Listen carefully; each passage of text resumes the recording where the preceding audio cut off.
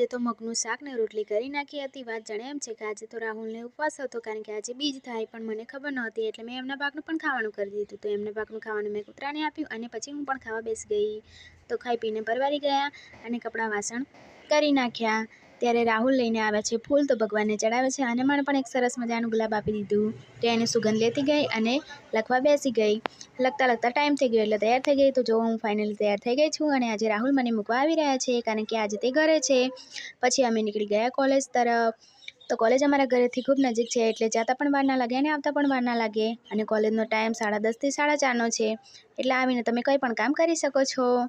તો મિત્રો જોઈ શકો છો કે હું પાછી આવી ગઈ છું કોલેજથી। પછી રાહુલે દીવાબત્તી કરી અને હું કપડાં ચેન્જ કરીને લોટ બાંધી દીધો અને અમે નીકળી ગયા મંદિર તરફ, કારણ કે આજે રાહુલને બીજ કરી છે એટલે રામાધણીના દર્શન કરવા અમે નીકળી ગયા।